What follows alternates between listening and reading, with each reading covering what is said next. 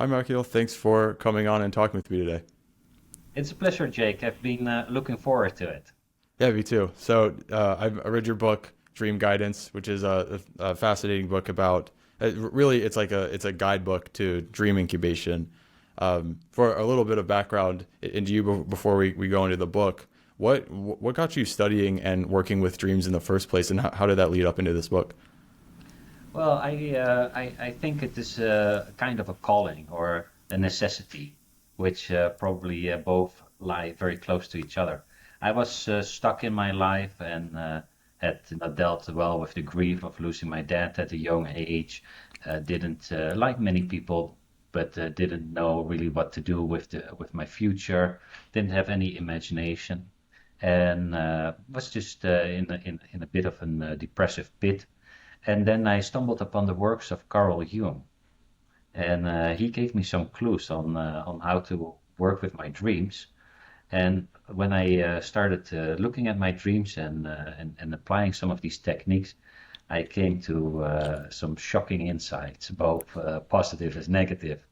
But they provided me a bit of a map of the territory where I found myself, and it gave some clues on how to reconnect to one's own my own being, and then I got back in the flow of life, and that was very enjoyable. So I've been hanging on ever since. So, going into your dreams kind of gave you some feeling of meaning and orientation, almost like your vessel into a spiritual path in a way. Yeah, I very much have come to believe that we come into the world with qualities, both problems and woundings that are probably already there even before we were really born, and gifts. And our life is almost an unfolding of some mythic story. We are just living one piece of a Shakespeare story, and and dreams give us a clue on what our story is and how we can live our own story, and that gives meaning and purpose. What books did you start off with Jung? The first one was Man and His Symbol. Yeah. You know that one?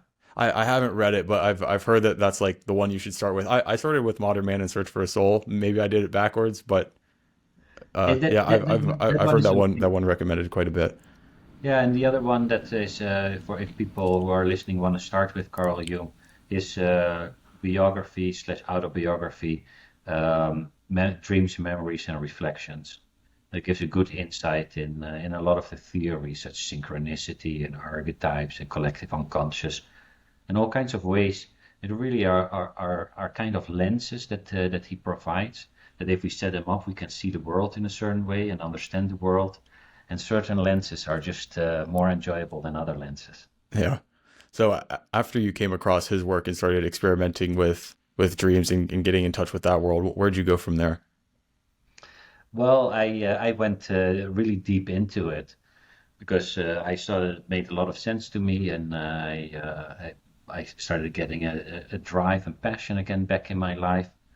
And and so I read a tremendous amount of Jungian psychology, books by Marie-Louise von France. I started studying astrology, which has also some parallels in the mythological stories we live out.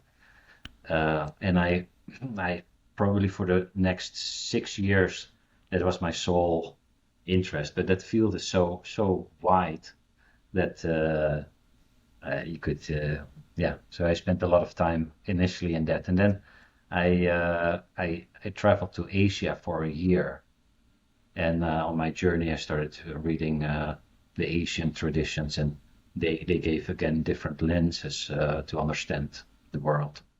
And you traveled there to study dreams.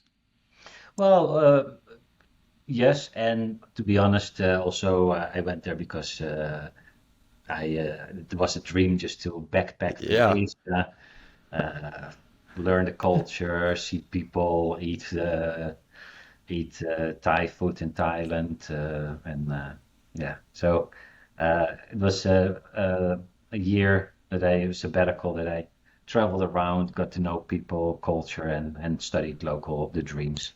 Oh, cool. Yeah. Yeah. I mean, I haven't been able to like go overseas yet and do something like that, but it's I have a friend that's trying to get me over to Japan, and he fights Muay Thai, so also Thailand. Yeah. So it's something it's been on my radar. But in terms of how you've approached learning about dreams, you mentioned Jung and some of the and going over there and studying their traditions. What all traditions generally have kind of informed your approach? Well, it is the Jungian psychology indeed, and then the African indigenous tradition. I was born in South Africa and went back to South Africa and Africa in general, and learned did sit with the indigenous healers who for whom dreams is an integral part of their world view. And I think any indigenous or shamanic culture has more or less the same structure. That is, Hmm. there is this world and another world. And the other world is coexisting to this world, inhabited by figures, by ancestors, by spirits. And that other world is very identical to the dream. And we can talk more about that. So that the shamanic culture and um, especially in the Tibetan Buddhist tradition, they have a tradition in which they use lucid dreaming to explore the nature of reality. And so you can see how in the dream that world, because the dream is a world, the world is created, and then you can see the psychological structures, how expectation and intent and belief co-creates this reality, and you can learn how this reality is created in the same way, and there's some other things in it, but we can go into more if you want. Yeah, what are your thoughts on lucid dreaming? Well, for the people that are listening or watching, lucid dreaming is any dream in which you know that you are dreaming, and it offers a lot of opportunities because you become aware. So you're in the dream, and it's like, oh my gosh, there's grandma. Grandma is dead. Oh, this must be a dream. And then you become lucid and you can use it for fun. You can fly around, you can have dream sex and with a beautiful person, and that is of course very enjoyable. But you can also use it for to explore the dream landscape. You can, for example, yell out, "Is there anyone with a message for me?" And I did it once, and then a person came flying to me and said, "Come, I'm going to show you something." And he showed me how to cross a crossing. And I was like, "That's really boring." But then later on, I woke up and I thought, "Oh, he was actually right. I'm at a cross point in my life." And he told me, "When you get fearful, you just stop, but don't come back. You just continue to go on." And I was like, "Oh, that's actually really helpful." For there are dream characters that seem to be more conscious than us in the dream, and who know things that we don't. And that, of course, in itself already begs the question: how is that possible? What is this dreamscape really made of? How come that there are other figures that are really conscious? And well, that then opens up for an ongoing journey of exploration. Yeah, one of the things that's confused me a little bit about dreams is that it seems like it definitely seems like there's something there, and like even if you looked at it just at like from an evolutionary perspective, it would make sense that there's some kind of purpose for us to do this. But Yeah. one of the weird things about it is how confusing they are, and with the idea being that they're coming in as messages, they're coming in these like these strange stories and symbols and figures that's it's really hard to work out. Why do you think that is? Yeah, that's a great question. And it starts with what a dream really is. And so anyone that's listening and for you, if you go back to your last dream or a dream that you remember that's really intense, you will notice that you were in an environment. You were in a world where there was another, maybe monster or a cab driver, and there was some interaction. So dreams are worlds that we find ourselves in. So our mind generates during sleep a world, in which we walk around and we forget that we're in that world, and then we have all kinds of experiences.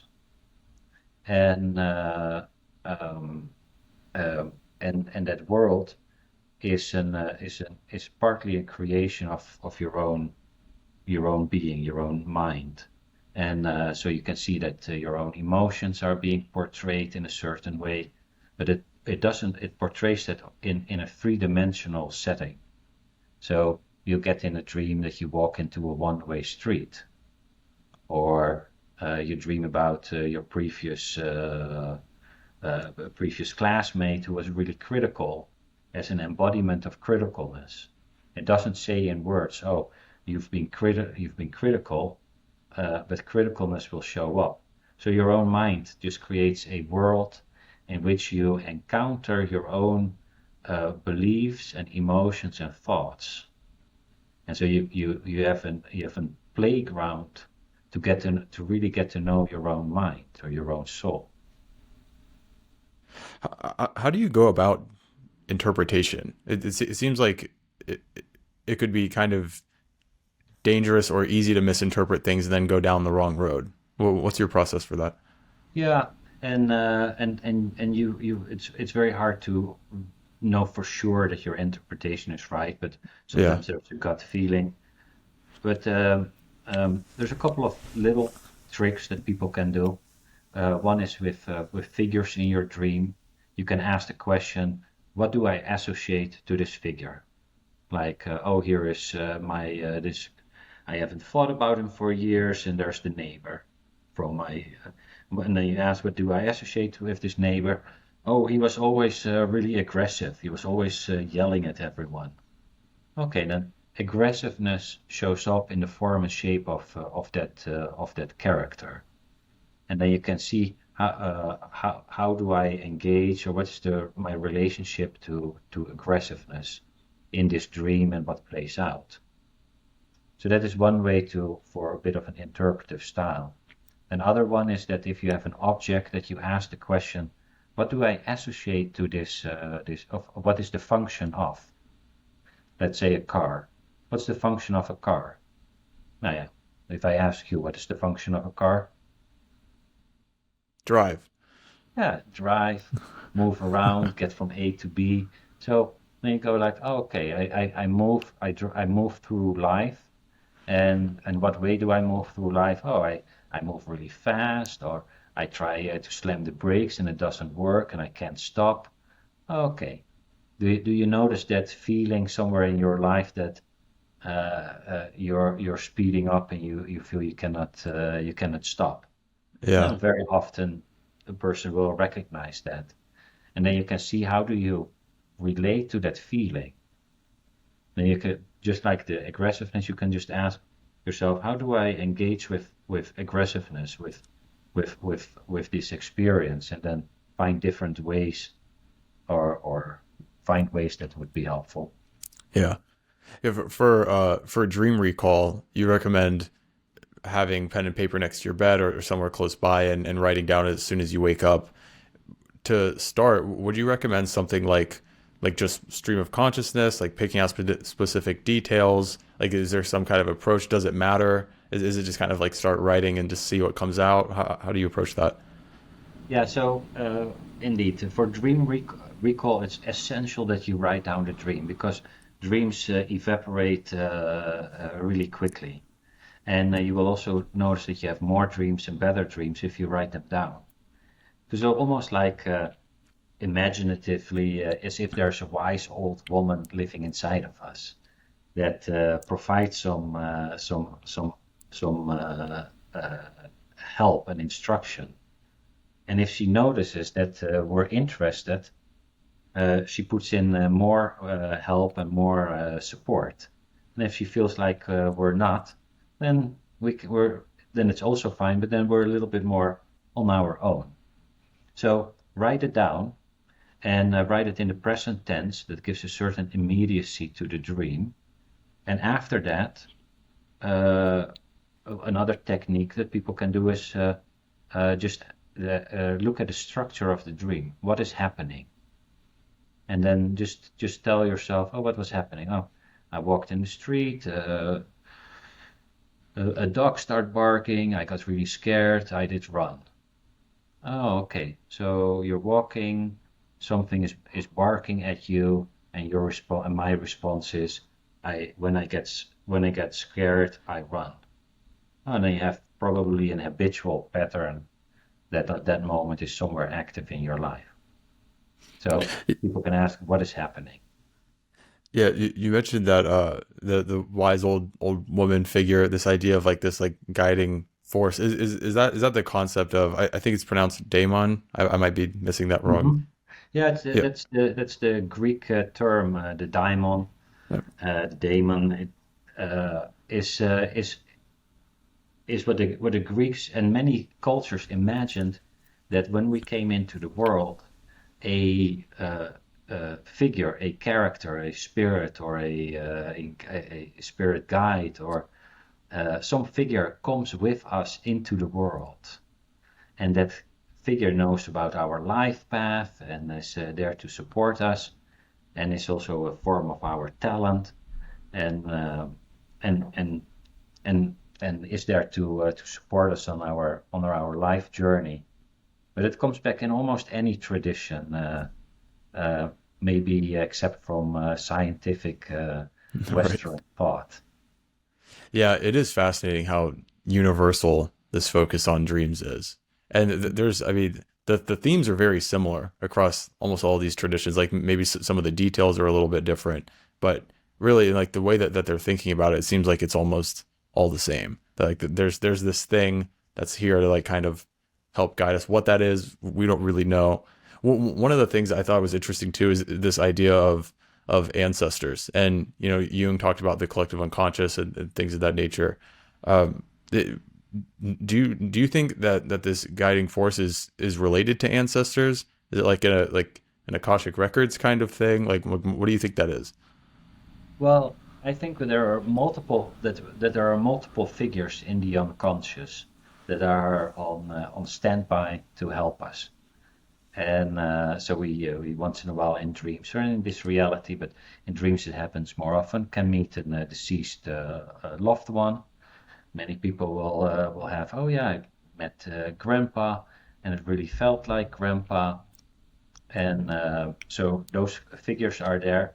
And then this daimon is also there. It doesn't seem to be an ancestor, a deceased family member. It seems to be really an independent figure that is there to help and support us on the journey through life. And so this is actually it looks like one thing, but actually there's a whole conglomerate of characters that is living through me in this and through all of us. Do you think that those are different things or the same thing taking different forms? No, I do think that there are well, I do think that experientially they're really different. Uh, and if you press it far enough, you could say that everything is one and the same Right. substance, and then everything is the same. But if we don't go there, then I think ancestor is different than that. My grandpa is different than my grandmother, and is different Yeah. than Daimon, and is different than an animal. And in this dream world, seem to live a whole host of characters, and beyond it lies some awareness that also interacts in and through the dream and this reality with us. In this concept of daimon, is that thought to be different for each person or like the same thing across everybody? No, we all have an unique daimon who's really allocated to support us, and seems to also have a unique skill set that is fitting for our life journey. So I might not have a daimon or I know that I don't have a daimon who likes to work in the yard. I don't know much about it. I don't get inspired from it. I actually find it a bit boring. But my Daimon loves to read psychology and think about dreams. And so there it whispers in my ear psychological ideas. And so the basketball player has a Daimon who knows about basketball, or the mechanic has a more mechanical quality in his Daimon. So we all have a unique Daimon. I I've heard you talking about how you can access these things while in regular waking consciousness as well. Do do you discern between daimon and intuition or conscience and waking reality? Do you think those are similar? Are they the same thing? It's a really interesting question. When I was with the African indigenous shaman, they would say in our language, we don't have the word intuition. We think that it is ancestor talking to us, and That's fascinating. yeah, so That's cool. Uh, so dream incubation. Could you explain this concept? My understanding is that you're asking a more pointed and specific question to get a specific answer out from this guiding force in dreams. Is that what we're looking at? yeah, that's a fair summary. You can ask your own unconscious or soul a question before you go to bed, and then you will have a dream with an answer to that question. And it's a very that's in a nutshell what dream incubation is. Many people spontaneously do it. I told them about it, and they're like, "Oh yeah, I know, I did that." And you see it also coming back in almost any tradition around the world, where people have noticed, oh, there we can ask the dream a question for something that's really important to my life, and then whether it is God or the universe or the unconscious or your brain seems to be triggered and gives a response to your question. Yeah. So, sorry, go ahead. No, yeah, and at Harvard University, they've done a test around this, and they noticed that 2/3 of the people would get a really helpful dream, 1/3 didn't, and then they looked why do 2/3 get a dream and the other don't, and it appeared that the people that get an answer ask a question that's either of medical nature or really emotionally relevant to their life. So if you've been thinking the whole day about a certain topic, that's the topic to ask a question about. So, whenever you're giving a specific kind of input for a dream, that would give it like some kind of direction as to like what to produce. But without doing that, like you're kind of what are like the dreams just normally? Like is that just kind of you getting what like is it guesswork on like what it thinks you need? Like what's the difference between a specific question versus going to bed without one? Well, it is easier to work with a dream if you ask a question, because then you can read the dream against your question. Mm. And dreams are complex because there are multiple different manifestations of a dream. So in one dream, you might have been really stressed throughout the day, and then in the dream, you find yourself running through the building of the school to your classroom, and you can't find the classroom, and you just almost need to do the test, and you're late, and oh, then it's in a different building, expressing your day-to-day state of being very stressed and feeling that you're up for a test, that you're being tested. So that is more a reflection of a response to where you are at that moment. Other dreams seem to anticipate tomorrow.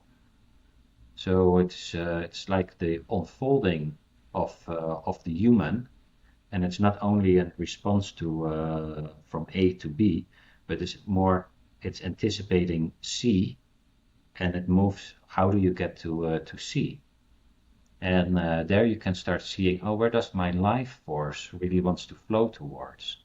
So you, in a very simplistic example, but the basketball player will dream about basketball, and particular maybe a person who plays basketball in a certain way, or a new move or something, and because that's where his or her energy flows toward.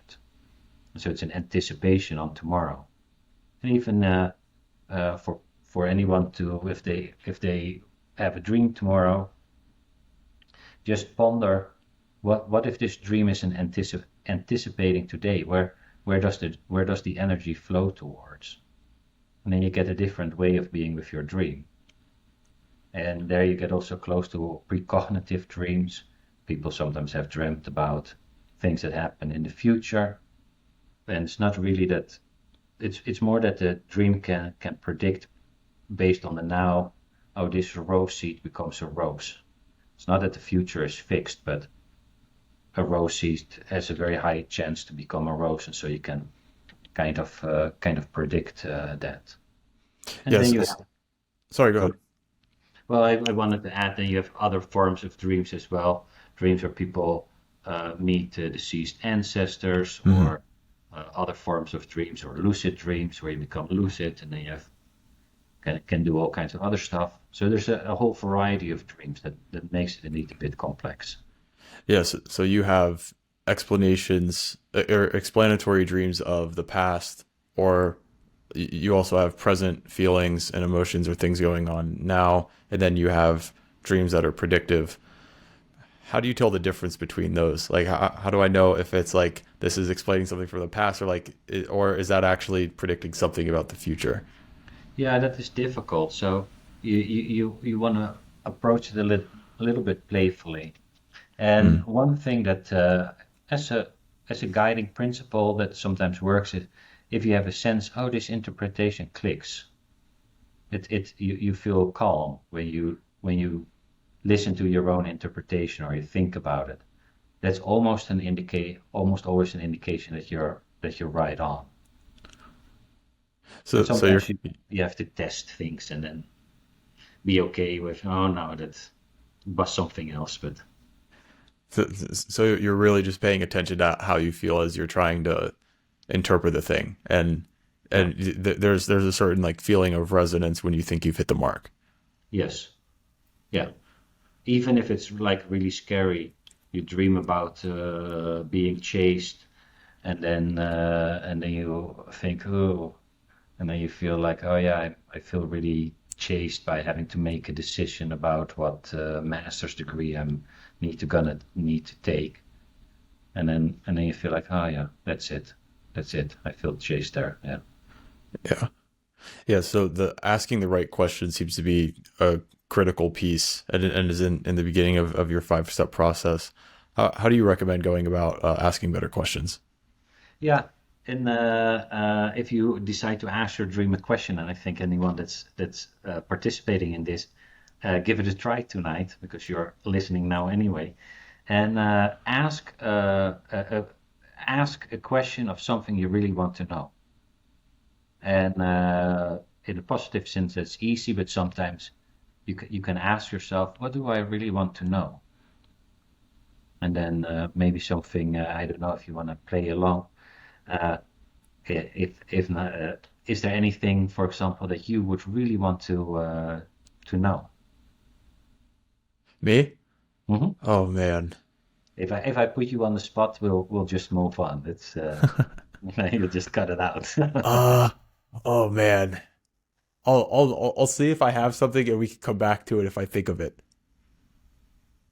Yeah, I'll chew on that as we're talking, and I'll see Yeah. if I come up with And something. and, and So and and maybe if you, for people also listening, is maybe in the beginning you don't know, but then just yeah, ask yourself, what would be good for me to know? And then very often something of your own self pops forward. And yeah, sometimes it's like, oh, I wish I was more confident, or I wish, oh, I really want a relationship, or ooh, I don't know what to do with what to go to in my future, or I had an argument with my sister. What was that about? You know, those Yeah. are all questions that are emotion that you can just feel the emotional intensity. Uh, the Harvard University had shown how they really generate good answers. If I ask uh, something that doesn't really bother me, like, shall I buy the white pair of shoes or the red pair of shoes? Doesn't have the emotional connection. Yeah, I probably my dream things a big one. Yeah. Yeah, it's like this is not worth like putting that much energy into. Like just Yeah, like yeah, so it has to have something that you really deeply care enough that has a strong enough emotional connection. yeah, And that's the way that you're going to get a worthwhile answer. yeah. And even if it's something scary, like, ooh, am I in the right relationship? Or I don't really like my study or my job. Oh, that's maybe a question that I don't really wanna address because if I come to the conclusion I don't like my job, then I need to leave, and then I need to I need to step into the unknown. But those are questions that should not be ignored because they're really fundamental to the life of your own soul. And your own soul wants to realize itself, so it's going to help and support. But then you could say, instead of asking, am I in the right job, you might want to ask a question that can lead you up to asking the question as how can I develop a little bit more confidence in facing my work problems? And then your dream is going to help you that way. Because some of Yeah. the questions that we have are huge questions. How do I find a fitting relationship? That's just a big question. That's not like go to aisle 8 at Walmart because he or she is there. But uh, very often that has to do with a lot of inner work to make you Mm. ready so that you can meet the really right partner. Yeah. Do you think that question is specific enough, or is it too broad, or does that work? It's in general, it's too broad. Yeah. Not long ago, I had a man who had been divorced, and he wanted to go back in dating, and he was also pondering this. And he after a little bit of working on this question, so that's actually really step two. Step one is identify the area that is emotionally relevant to you, and then step two is phrase the question really well. So this man knew, oh, I want a relationship, and then he worked it a little bit, and he thought, yeah, but what I really want to know is what is my biggest obstacle? Because the moment that I know my biggest obstacle, I can solve that, and then even if I find the right person, I will be available and ready. And so he asked this question to the dream, and then he had the following dream. In the dream, he's driving in his car in a tunnel, and he sees an animal in the future, in the distance, and he looks at it, and then he comes a little closer, and he says, "It's a really beautiful tiger." And the tiger but he gets really scared, and then he slams the brake and backs out and drives back. And that was his dream. And so, what would you make of it? He's whenever he sees somebody that he thinks is very attractive, he gets scared and runs away. Right. Yeah. And so he was, and that was real. And he was like, "Oh my gosh, yeah, I recognize that. When I get really close to someone that's beautiful and attractive, I get scared." And so then he can work that because if he hadn't worked that, he might find in aisle 8 this beautiful person, but then would not be able to even engage because he would uh, he would wait or whatever, and or if he Yeah. would be too intimate, he would just back out and it would break. Yeah. I definitely need to ask. I've tried this stuff a couple of times, especially after talking to Athena a little while back. Athena Laz, for those who we were talking about this before. I definitely need to ask better questions because that example is like I feel like I could figure that one out. But most of the time, whenever I have a dream, I'm like, what happened? I hope I get it intuitively, but I can't figure that out. So I guess the asking the question is is a piece that I need to get much better Yeah, at. yeah, and in the question, ask one question at a time. What does it look like for me to move to this city? What does it look like for me to do this master's degree or whatever? One question at a time. Like in my book, I describe this woman says, shall I take this person into my house as a roommate or not?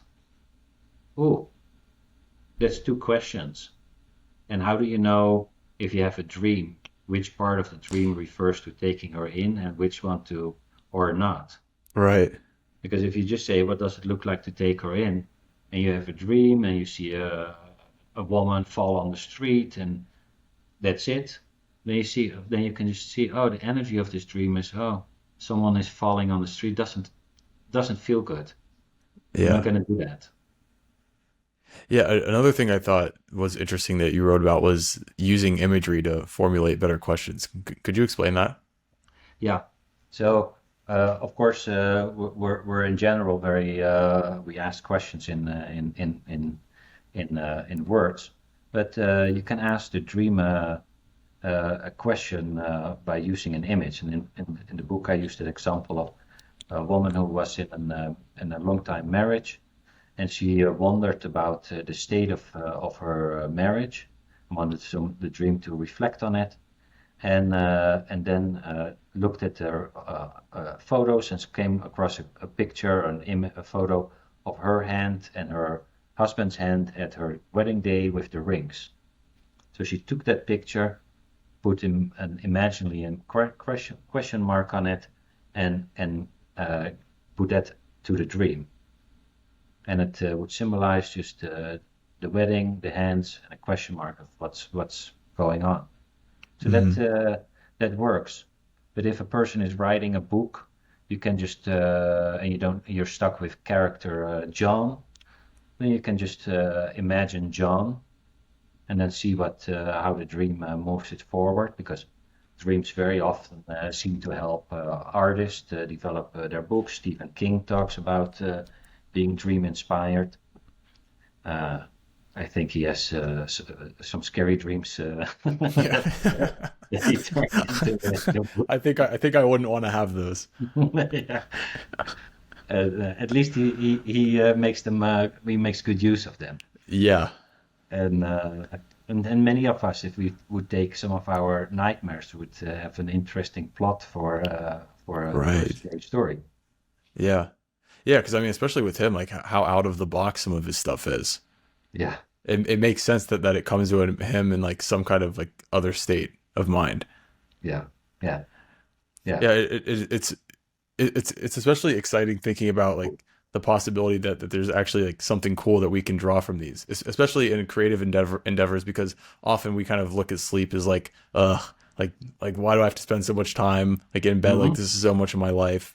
And sometimes like I kind of sleep like a panda if I let myself sleep naturally. And it's fun to think that like and that there's something that you can get out of it that's more than just like this thing that you have to do that's to be treated like a chore. Yes, Like indeed. It's an whole. You're in a different world, having an adventure, right. and you're meeting characters that have often some wisdom that we don't have. And Yeah. even if there's so many ways to work with a dream, even if a person is anxious, which is many people these days, you will find in the dream a character who embodies a certain sense of confidence. And you don't have then to figure out what does this mean, but you just go back in the dream, see the character that is confident, and bring the character back in this reality. And then you will feel that some of the energy of this character transmits to you. And then you just walk around with this character, and then you start feeling more like the character and less anxious. Hmm. And so there are embodied states of consciousness in the dream that can help us with our life. And so people don't always need to interpret the dream, but they can also just bring dream characters in and benefit in that way. Yeah.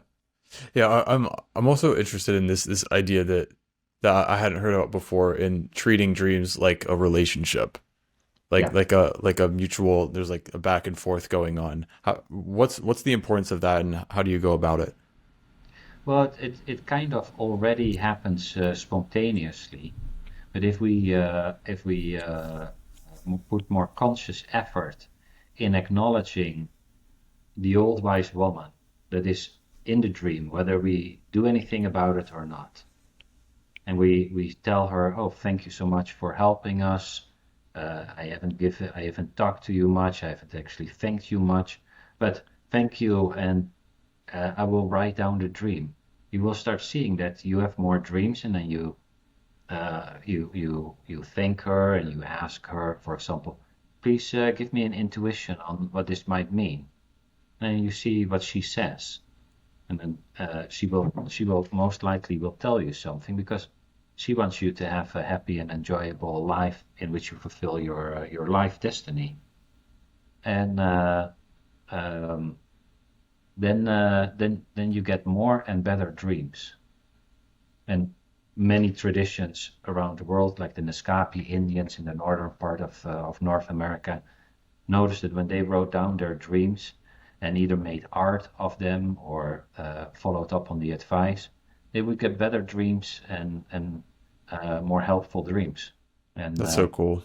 you know, Yeah, because you're more tuned in, so like you're receiving more information in a it's sense. almost like in the African Indigenous that you would say, "Thank you, ancestor, for the intuition." We think Right. that the intuition is maybe the brain firing in a certain way.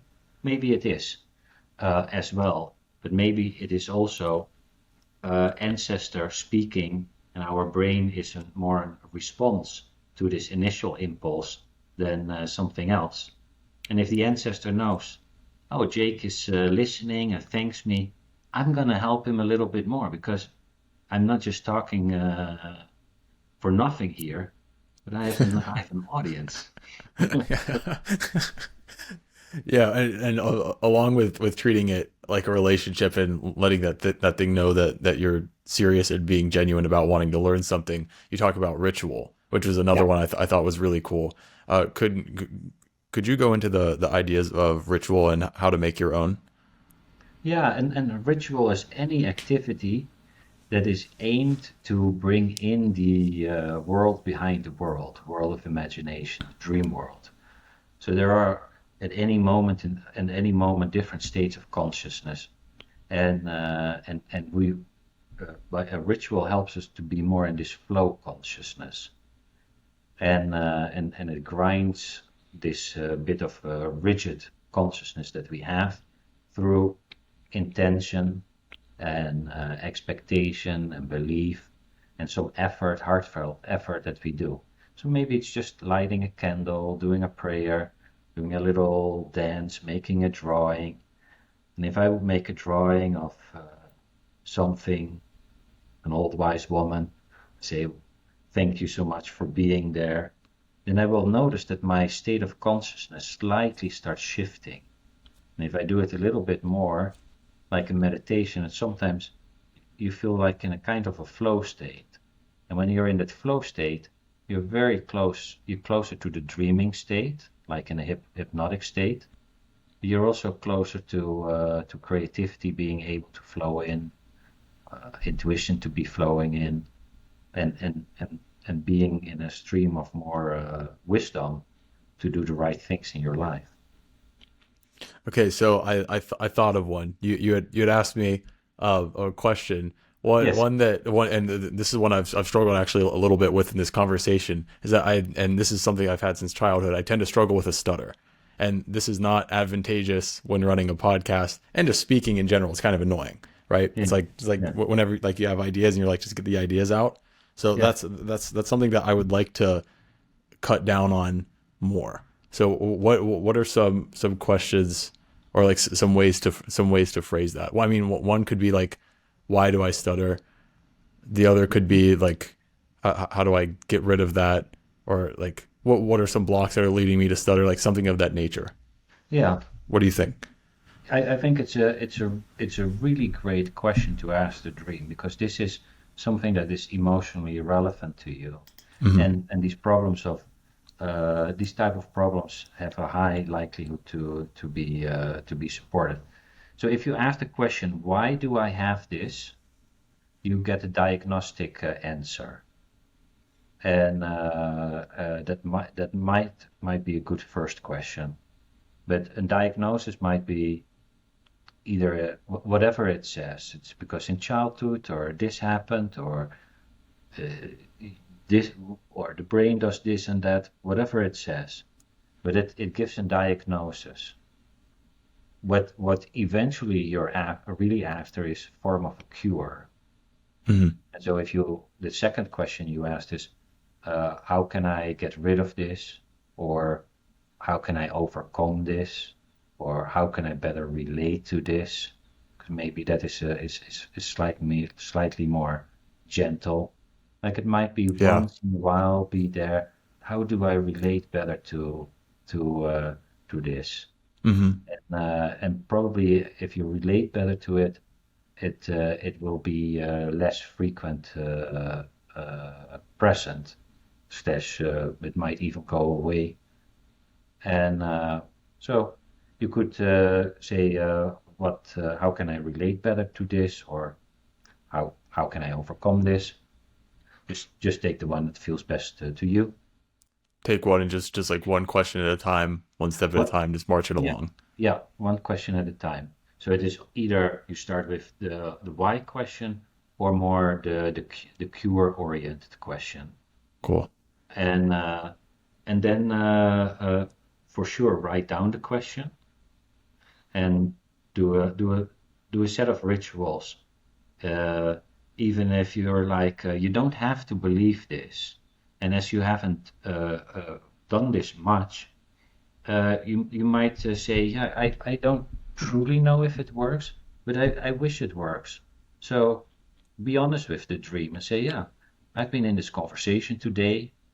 It sounds very appealing, but I need to know it for myself. And uh, so please come and give me a dream that either cures this problem, or gives me an insight in how I can better relate to it. And that is in a nutshell. And I would spend a bit of time on it because it's such an irrelevant question. So Mm. maybe make a drawing. Uh, what in the Asclepian tradition, the Greek tradition, people did is also, if I get a dream, I will do something else for someone else. And maybe you say, well, if this happens, I'll buy a homeless person a meal, or I'm going to tell other people the medicine that worked for me, because then I give forward something that worked. So something to that extent. Usually the dream seems to respond favorably to a certain generosity. Mm. Cool. Yeah. I'm gonna try that one out and see how it goes. That's yeah. Cool. I'm glad that we came up with one for me to try. Yeah, Yeah. me I'll too. try that method out and see what happens. I'm excited about that. Yeah, feel free to send your dream to me as well, and if Cool. it might make a lot of sense to you, and if not, I'm happy to puzzle along, because Okay. Yeah. sometimes it's nice to have someone else that goes like, "Oh, have you thought about this?" Yeah. Okay. Yeah. I will. So cool. Yeah. So along with that, um, so you have the book out. Dream Guidance. You have your website. I'll link that. We didn't touch on this. You're the founder of Jung Platform, which has a bunch of Carl Jung content. I'll link that as well. Thank you. Along with those things, or if you'd like to touch on that at all, along with those, what all what would you like to let people know about? That in the Jung platform we have many courses on on any bit of psychology that takes into account another world. So we have African shamanism, about the tarot, the I Ching, archetypes, synchronicity. Very soon, of course, on the siblings, brothers and sisters, the psychology of that, because very often it's mom and dad, but your sibling also influences your life journey. Hmm. Um, but I also really want to encourage people to give this technique a try. So if they don't have a question that very often works well is, what is one thing I can do to be more loving to myself? Most of us, if not all, could benefit from more love and compassion to our own self, and our own self delights in helping us that way. So write it down and play with this idea. You sleep tonight anyway. Write it down. Take 3 minutes for a little ritual, and then tomorrow morning write it down. And a lot of people will see that it makes sense to dream, and if it doesn't, maybe share it with a friend. Come back later in the day. Sometimes the angle is not immediately clear to us, but that doesn't mean that it didn't work. It just means we didn't get we don't understand how to be with that other state of consciousness that speaks more in metaphor and in symbols, therefore sometimes requires a little bit of puzzling. Cool. Well, thanks so much for coming on today. I really appreciate your time, and it was fun to talk to you. So thanks. Thank you very much. I appreciate your questions and your genuine interest, and I look forward to the paths crossing again Yeah, someday. for sure. Yeah, thank you.